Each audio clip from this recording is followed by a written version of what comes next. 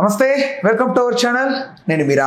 Influencer Gautami at the same ఆవిడ యొక్క husband అయినటువంటి హీరో, చిన్న చిన్న సినిమాల ద్వారా అందరికీ పరిచయమైన వ్యక్తి ధర్మ మహేష్. సో వీళ్ళిద్దరికీ జరుగుతున్న క్లాషెస్ మరియు ఈ ఇన్సిడెంట్లో ఒక కొత్త పేరు వెలుగులోకి వచ్చింది. అదే మన బిగ్ బాస్ సీజన్ 9 న్యూ కంటెస్టెంట్గా లోపలికి వెళ్ళినటువంటి రీతు చౌదరి. ఈవిడ కూడా ఒక influencer come stage artist. So అయితే ఈవిడికి సంబంధించి ఇప్పుడు వచ్చినటువంటి ఈ న్యూస్లో వాస్తవం ఏంటి అవాస్తవం ఏంటి అంశం గురించి మనతో కొల్లకొచ్చంగా వివరించడానికి సినీ మరియు రాజకీయ విశ్లేషకులు విజ్ఞాన్ గారు ఉన్నారు. ఆయనతో మాట్లాడదాం. నమస్తే అన్న. నమస్తే. రీతు చౌదరి ఎలా కొత్తగా ఇంట్రడ్యూస్ అయింది ఈ ఇష్యూలోకి? ఇది ఎంతవరకు కొనసాగుతుంది? బిగ్ బాస్ లోంచి సృష్టి వర్మ బయటకు వచ్చినట్లు ఈవిడ కూడా బయటకు వచ్చే అవకాశం ఉందా? బిగ్ బాస్ దాకా ఎందుకులే, ఫస్ట్ ఇష్యూ గురించి మాట్లాడదాం. గౌతమి అనే ఒక ఆవిడ, నా హస్బెండ్ నన్ను రాచి రంపాన పెడుతున్నాడు, నాకు అత్తింట్లో గృహహింస వేధింపులు ఉన్నాయి, అదనపు కట్నపు వేధింపులు ఉన్నాయి, సఖ్యత లేదు, నేను అక్కడ ఉండలేను, వాళ్ళతో కలిసి ఉండలేను, నాకు వీడొద్దు, అవసరమే లేదు అనేది ఈవిడ మెయిన్ కాన్సెప్ట్. ఏదో రకంగా ఈవిడ న్యాయం జరగాలి. వాళ్ళతో అయితే ఉండలేదు, కాకపోతే ఒక పిల్లోడు ఉన్నాడు. ఇప్పుడు గౌతమి అనే ఒక ఆవిడ ఒక సాధారణ గృహిణి అయ్యుండి, ధర్మ మహేష్ అనే ఒక ఆయన డాక్టరో, ఇంజనీరో, బ్యాంక్ ఎంప్లాయో, సాఫ్ట్వేరో, ఇంకెవరో నార్మల్ ప్రైవేట్ ఎంప్లాయీ అయ్యి ఉంటే ఈ కేసు గురించి నీకు నాకు తెలిసేది కాదు. అది పోలీస్ స్టేషన్కి వెళ్ళేది, కోర్టుకి వెళ్ళేది, అటు తిరిగేది, అంతే. వందలు జరుగుతున్నాయి అదే విధంగా సెలబ్రిటీస్ కాబట్టి. అదే గౌతమి అనే ఆవిడ ఒక పేదింటి ఆడపిల్ల, ధర్మ మహేష్ పెయింటరో, ప్లంబరో, లేకపోతే కార్పెంటరో, ఇంకేదో అనుకో. ఈ కేసు టీవీ షోస్కి వచ్చేది, ఏమో అక్కడ కూర్చో, ఏంటి నీ ప్రాబ్లం ఏంటి, ఏమంటున్నాడు అని. అక్కడ దాకా వెళ్ళదులే, ఊర్లో పంచాయతీ పెట్టి కూర్చోబెట్టి ఒకవేళ రావాలనుకుంటే అక్కడికి వెళ్ళేది. ఈయన హీరో కాబట్టి, ఈవిడ ఒక ఇన్ఫ్లుయెన్సర్ కాబట్టి ఈ కథ యూట్యూబ్ ఛానల్ చుట్టూ, 4 శాటిలైట్ ఛానల్ చుట్టూ తిరిగింది. వాళ్ళకి కావాల్సిన మిగతావన్నీ వదిలేద్దాం ఈ సందర్భంలో, వేరే పేర్లు ఏం అవసరం లేదు. సో ఇప్పుడు ఇక్కడ విషయం ఏంటంటే, వీళ్ళందరికీ ఫుటేజ్ ఇచ్చింది. కరెక్టే, 10 ఛానల్ తిరిగావు, 10 ఛానల్కి నీ ఫుటేజ్ ఇచ్చావు, వాళ్ళు కూడా బాగా వేసుకున్నారు, బాగా పోయాయి కూడా. నీకు న్యాయం ఎక్కడ జరిగింది? నీకు న్యాయం జరగాలంటే నువ్వు న్యాయస్థానం దగ్గరికి వెళ్ళాలి. ఏం చెప్పాలి? నన్ను కొడుతున్నాడు, తిడుతున్నాడు, ఇదిగో ప్రూఫ్, చూడండి, ఇది సమస్య. పోలీస్ స్టేషన్లో సెట్ అవ్వాలా, న్యాయస్థానంలో సెట్ అవ్వాలి. వాళ్ళు ఓకే, నీ దగ్గర ఉన్న ఎవిడెన్స్లు చూసి నీకు భరణం ఇప్పించడమో, ఇంకేమైనా ఇప్పించడం, లేకపోతే ఆయనకి ఏమైనా శిక్ష విధించడమో, ఇలాంటివి చేస్తారు. కానీ నువ్వు 10 ఛానళ్ళు తిరిగి ఇలా జరిగిందని చెబుతున్నావు, నీకు అక్కడ న్యాయం ఎక్కడ జరగదన్న విషయం కూడా నీకు తెలుసు. ఇప్పుడు నీ దగ్గరకు వచ్చే కూర్చుంది నేనే గౌతమి, నువ్వేం చేస్తావు? అలా జరిగిందా, అరే అంత జరిగిందా, అరే ఎంత జరిగింది అంటావు. తర్వాత ఓకే బాయ్ గౌతమి, క్యాబ్ రెడీగా ఉంటే నువ్వు పంపుతావు, లేకపోతే ఆమె వస్తే ఆమె వెళ్ళొద్ది, అంతేనా? నువ్వేం న్యాయం చేయగలవా? ఆమెకు భరణం ఇప్పించగలవా? వాళ్ళ కొడుక్కి ఏమన్నా చేయగలవా? ఏమాత్రం న్యాయం చేయలేవుగా. అన్ని ఛానల్స్ని ఎంటర్టైన్ చేసి తను వెళ్తుంది, వాళ్ళు కూడా ఓ ప్రోగ్రామ్ టెలికాస్ట్ చేసుకుంటారు. రెండు కూర్చోండి అని చెప్పి కూర్చోబెట్టి హ్యాపీ. నా వాట్ హ్యాపెండ్, అక్కడ ఈవిడకి అంతా అనుకున్నంత మైలేజ్ రాలేదు. అంటే ఏమైంది? నువ్వు అన్ని ఛానల్స్ తిరిగినా, కోరుకుందా అమ్మాయి అసలు? అదే చెప్తున్నా, నువ్వు అన్ని ఛానల్స్ తిరిగినా ఈయన నుంచి రెస్పాన్స్ రాలా నీకు. మరి రెస్పాన్స్ రాకపోతే ఎట్లా చూసింది. కరెక్ట్గా ఒక టైంకి ఒక ఫుటేజ్ బయట పెట్టేసావు, నిన్నగాక మొన్న. అందులో ఏముంది? మీ ఆయనతో పాటు ఒక అమ్మాయి సెల్లార్లో, లిఫ్ట్లో కలిసి నడవడం, దాంట్లో విజువల్స్ ఉన్నాయి.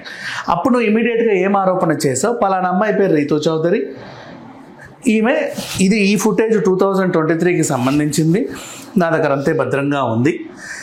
ఇందులో చూడండి, మా ఆయన చేతులు లిఫ్ట్లో వెళ్తుంది, అదిగో సెల్లార్లో వెళ్తుంది, వీళ్ళిద్దరికి సంబంధం ఉంది. నేను చాలాసార్లు వాదించాను, నన్ను వేధించారు, నేను ఎంత చెప్పినా వినలేదు. నా దగ్గర వాట్సాప్ చాట్ కూడా ఉంది, ఇదిగోండి ఎవిడెన్స్ అనేది పెట్టింది. ఈ వాట్సాప్ చాట్, ఈ వీడియోస్ నువ్వు ఇన్ని రోజులు 10 ఛానళ్ళు తిరిగావు కదా, అక్కడ ఎందుకు పెట్టలేదు? ఇది 2023 ఇది కదా, అక్కడ ఎందుకు పెట్టలేదు? అంటే ఇందులో వాస్తవం లేదనా? వాస్తవం ఉందో లేదో తర్వాత సంగతి. అప్పుడు ఎందుకు పెట్టలేదు అంటే, నీకు ఒక అవకాశం కావాలి ఈ పాయింట్ హైలైట్ అవ్వడానికి. ఎందుకంటే అవతల మనిషి నీకు స్పందించకూడదు.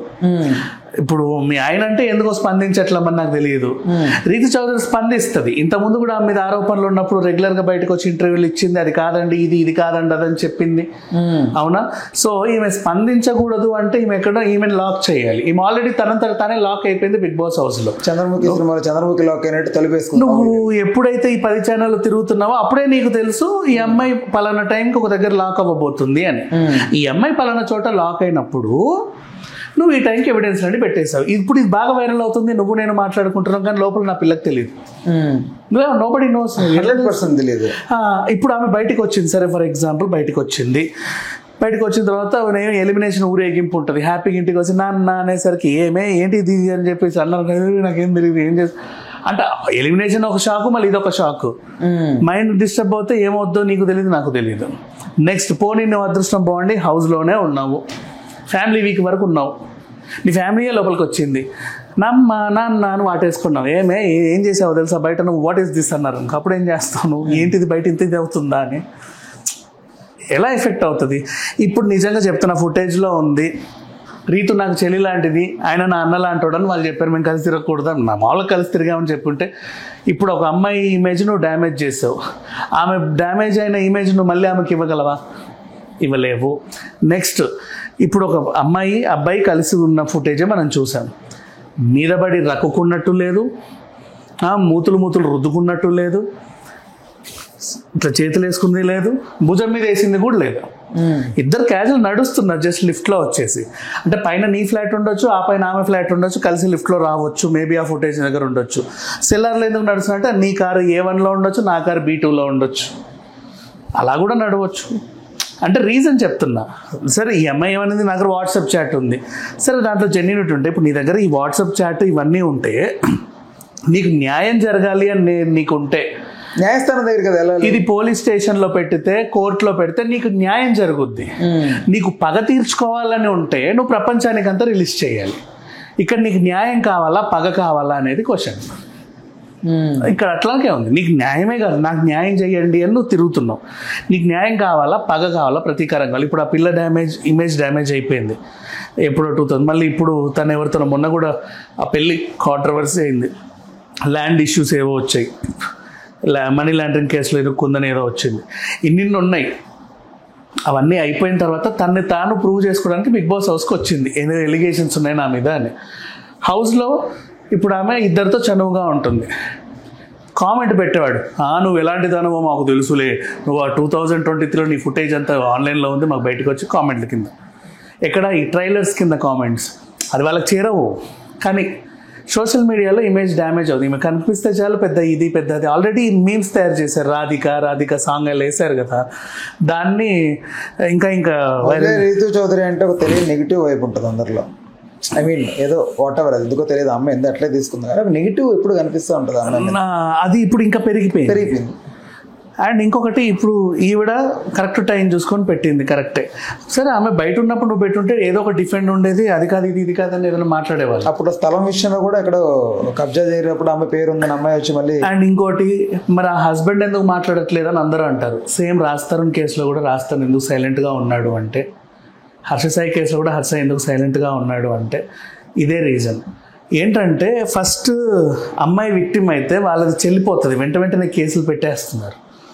వీళ్ళ వెర్షన్ వినడానికి టైం పడుతుంది, ఆ వినే లోపు వీళ్ళ ఇమేజ్ డ్యామేజ్ అయిపోతుంది. ఇది జరుగుతుంది ప్రెసెంట్. కాబట్టి ఆయన సైలెంట్గా ఉన్నాడు.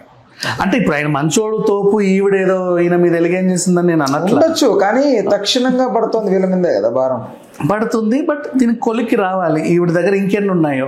అయితే నీకు నిజంగా న్యాయమే జరగాలనుకుంటే కోర్టులో ఈ ఎవిడెన్స్లే కోర్టులో పెడితే నీకు నిజంగా బంధం వచ్చేస్తుంది, ఆయన శిక్షిస్తారు కూడా. కానీ అట్లా కాకుండా మొత్తం సోషల్ వైజ్గా నువ్వు డ్యామేజ్ చేయాలనుకుంటున్నావు, అది ఏంటనేది తెలియట్లేదు. సో ఇక్కడ ఎవరిది తప్పు ఎవరిది ఒప్పో ఇంకా అర్థం కావట్లా. అయ్యో పాపం బాధపడుతుంది, ఛానల్ చుట్టూ ఏడుస్తుంది అని చెప్పేసి జాలి చూపించలేం మనం, బికాజ్ ఇట్లా చాలా కేసులు చూసాం కాబట్టి.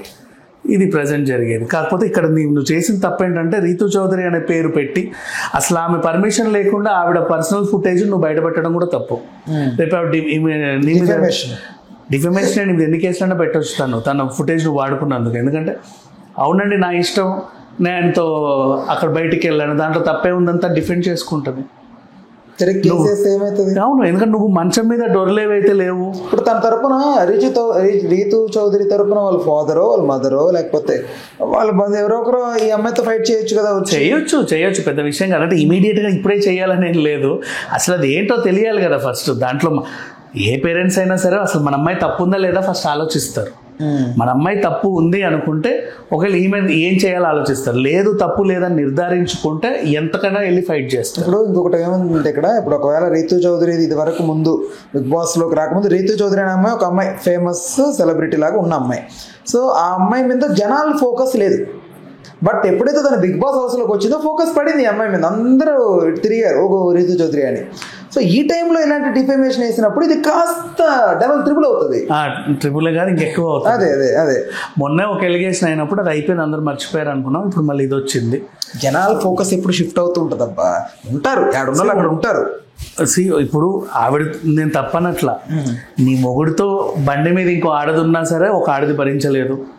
నీ మొగుడితో చనువుగా ఇంకొక ఎంప్లాయీ ఉన్నా, వాళ్ళ సహచరు ఉన్న, కాలేజ్ మేట్ అయినా స్కూల్ మేట్ అయినా హే హాయ్ రాజు అని అన్నా కూడా వాళ్ళ మధ్య లేకుండా నీకు నచ్చదు. అవును, ఏ ఆడదైనా అంతే. దానికి ఒక బ్యాక్గ్రౌండ్ మ్యూజిక్ స్లో మోషన్ లో అది కూడా తప్పుగా కనిపిస్తుంది. సో ఏ ఆడది అనగా భరించలేదు వాళ్ళ హస్బెండ్తో ఇంకో అమ్మాయి చనువుగా ఉంటే. సో ఈవిడ విషయంలో ఆ డెప్త్ ఉంది, ఒప్పుకోవచ్చు. కాకపోతే ఏంటంటే ఆయన తిరిగే ప్రతి అమ్మాయితో అతనికి అక్రమ సంబంధం ఉంది అనుకోవడం పొరపాటు. నిజంగా ఉన్నా నువ్వు అది కోర్టులో పోలీస్ స్టేషన్లో పెట్టి గెలవచ్చు, కానీ సోషల్ మీడియాలో పెట్టి అంగడి చేయొద్దు. హలో, తెలుగు రాజ్యం ఛానల్ చూస్తున్నారా? సామాజిక రాజకీయ జీవన చిత్రణే తెలుగు రాజ్యం. అతిశయోక్తులు అసత్యాలు ఉండవు. రాజకీయ కోణం కాదు, ప్రజా కోణమే కొలబద్ద. తెలుగు రాజ్యం వీక్షణ మీ ఉత్తమ అభిరుచికి నిదర్శనం.